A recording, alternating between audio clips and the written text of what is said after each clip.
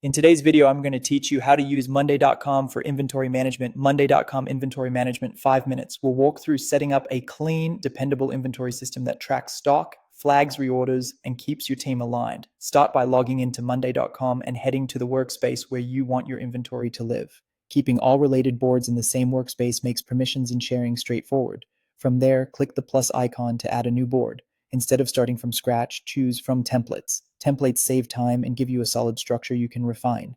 In the template library, search for inventory and select the inventory management template. This loads a board with helpful pre-configured columns you can customize to match your products and processes. Let's tailor those columns. Keep item name for the product or SKU your team recognizes. Use stock quantity to reflect on-hand units. Set it as a numbers column so updates are quick and consistent. Reorder level is the threshold that tells you when to buy more. Choose a value that aligns with your supplier lead times. Add unit price as a currency column so costs are clear. Finally, include a formula column to handle calculations automatically. A common example is multiplying stock quantity by unit price to display total inventory value for each item. That single calculation makes reporting much easier. Next, add automation so the board works for you. Set a rule like when stock quantity drops.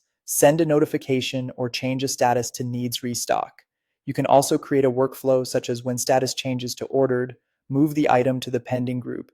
That way, anything on order is separated from what's physically on the shelf. For visibility, create a dashboard widget that summarizes the board. Charts and number widgets can visualize inventory levels, show manufacturer data, and highlight items currently on order.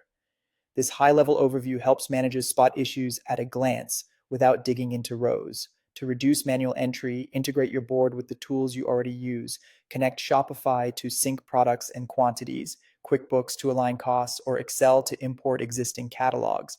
During setup, map fields carefully, like SKU, quantity, and price, and test with a small data set to confirm updates flow the way you expect. That's it. You now have a practical inventory management system in monday.com that's customizable, automated, and easy to report on.